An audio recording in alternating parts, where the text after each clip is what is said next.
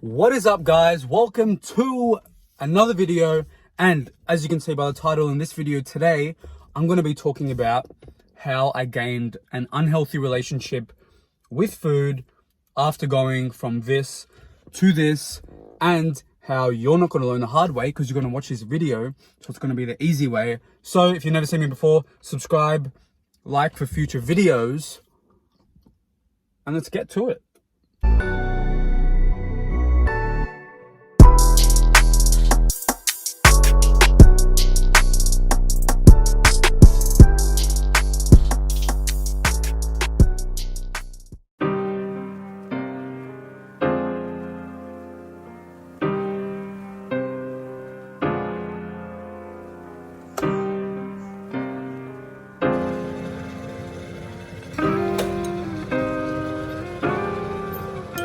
I got so many problems. Ride with my dog so I don't gotta solve them myself. They keep me protected, you know that I got shit. Ride with my shots, just tell me it's nothing. Okay, I'm gonna do like a countdown, like the 5 top things, just so you can obviously see how it's gradually gonna progress over the video. So, number 5. I was eating food, not knowing what was the calorie density of food. Let me elaborate. I would sometimes eat like a peanut butter sandwich, and then maybe like a week later, I would have like a sandwich with like lettuce and meat. Obviously, this peanut butter sandwich is going to be so much more calorie dense for the volume of the sandwich, but me in my head, I'm like, I'm having a sandwich either way. Why am I not seeing the results I want when I'm having this one? I'm seeing the results I want when I'm having the other one. Blah, blah, blah.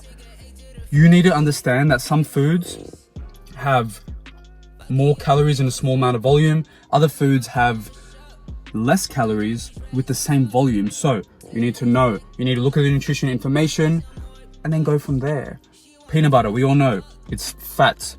Most of the time good fats, but very calorie dense. Lettuce, meat, all these voluminous leafy greens is very voluminous, so you can have a lot of them. So understand that before you put out your portion sizes, because it's going to mess you up. Alrighty, number 4. Guys, a pretty big thing I always used to do, and it backfired a lot. I would barely eat a lot throughout the whole day just to feel like I would want to eat a lot more before bed so I could feel more satiated, but I would push that to the absolute extreme. I would end up having my first meal at like 2 p.m. and then have like 800 calories by the time I got to like 7-8 p.m. and I would be so starving at nighttime. Then I would overcompensate and then eating in a calorie surplus. I wouldn't binge or anything, but I would end up eating in a calorie surplus. Then I'd go to bed feeling full, wake up the next morning, which is going to lead me to my next point. But do not make yourself so hungry. Yes, fasting is a good tool, but do not push it too much. Otherwise, you will be starving and then you're just going to want to eat everything in the fridge. So the main takeaway you should get from that point is control your appetite by even having a little, like spread out your meals a little bit in the day. If you're going to make a big meal, maybe cut that in half, have a little bit now, save another one for a couple hours. No big deal. Rather than you feel so full, you're starving. You feel so full, you're starving. You don't need to be on each side of the spectrum. You can be in the middle. And that's something I learned the hard way. So, number 3, which leads me to my next point. If I would overeat the night before, or I went to a birthday party or whatever, I would always let that dictate my next day because I would act on emotion, not on what I need for my body. Example, if I go to like my cousin's engagement or a wedding or a birthday party and I would drink, and I would obviously eat sweets and pretty much be in a calorie surplus for the day before, I would wake up the next morning and have the mentality of, oh, I already messed up a little bit. I'm going to push it even further and eat whatever I want today. But you should be the complete opposite. Your body has been oversaturated with calories one night, which means the next day you should balance it out by eating less, because you want to compensate from the surplus the day before. You shouldn't be doing the complete opposite. And I know you're going to feel so disheartened. You're going to wake up in the morning. You're going to be like, oh, look in the mirror. I'm a bit bloated. I'm holding water weight. Obviously, you just had a couple hundred calories of cake couple hundred calories of biscuits, alcohol, wine, blah, blah, blah. Some tips. Don't look in the mirror. Get up, have a black coffee, caffeine, whatever you have. Go straight to the gym and focus on performing as best as you can with the extra calories in you rather than feeling so bad about it. So something I've really learned is like, you can either use it to your advantage and see it as a good thing, or you can let it bring you down and let it carry over to the future days. But no, you need to use it as a good thing and just say to yourself, wow, I'm going to perform so well in the gym today. I'm going to feel extra good. And those calories, just pretend like I had them for breakfast instead of last night, so it's balancing out. Boom. Number 2, and guys, I don't want this one to sound so obvious, and this is something I'm kind of trying to just get over now, but I have always been in this mindset of I need to do so much cardio, and I can have so much more flexibility with what I eat. Guys, when you hear the term you cannot out-train a bad diet, I don't want to sound not generic, but here's the thing. You can, but no one will. Guys, I don't think people understand how long and how much you're going to expend yourself burning off calories. Like, people underestimate how much you actually need to work to burn off calories. I'll give you an example. The stair climber. I would go on the stair climber for like 45 to 60 minutes. You burn about just over 100 calories every 10 minutes.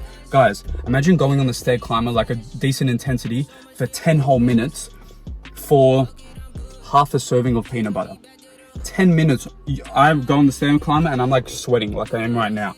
Like working up a big sweat. A lot of people go on it for 10 minutes and they're pretty much done for half a serving of peanut butter. Or just so you have a couple Krispy Kreme donuts, that's 500-600 calories. What, you're gonna expend 40-50 minutes on the stair climber just for that? So a big thing, don't exhaust yourself so much doing cardio just to think that you can just burn it off the next day in the gym, and don't make that a frequent thing, because I'm telling you now, even if you love cardio, like I love doing cardio, but that catches up to you so much and you don't want to do that shit. So what I'd recommend is reduce the cardio so you're not hungry to begin with. So reduce the cardio, you're not going to be that hungry. Then your food will come down naturally because you're not expending so much. So your metabolism isn't going to be going, your body's not going to want to crave all these foods. Because trust me, if you don't believe me now, go do 45 minutes of cardio every single day consistently. You are going to be so much more hungry than you are now, and it's just not worth it. Unless you're competing for a marathon or you're sprinting or anything, I'm telling you, control your calories, control your appetite, and then add it in the cardio, even 20 minutes a day, just to get a bit of a burn, maybe before, after your weight session, or you can separate it. That is the biggest thing. You cannot out-train a bad diet. Focus on your nutrition, then the calories will come after, because that's a bad cycle that I got into. All right, number 1, and please, I really hope you guys are staying in tune.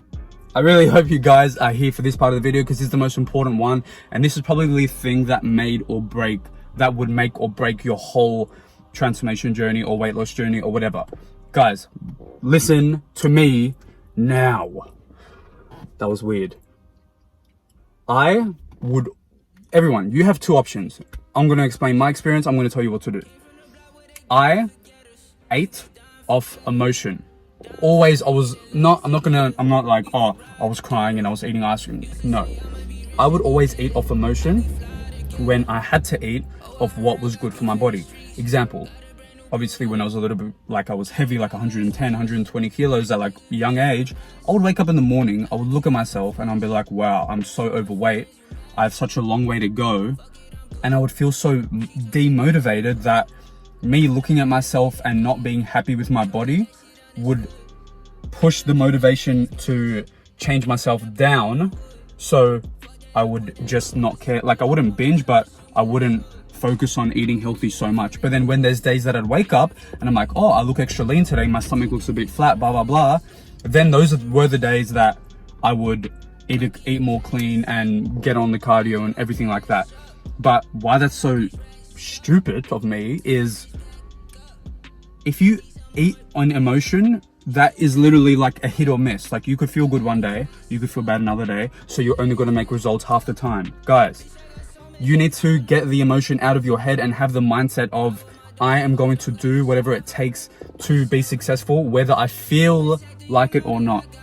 I don't feel like it half the time, but you need to test yourself and just say to yourself, how much can I suffer in the moment for a long-term reward? I know that sounds bad, but nothing that's worth having comes easy, as corny as that sounds. So just remember that.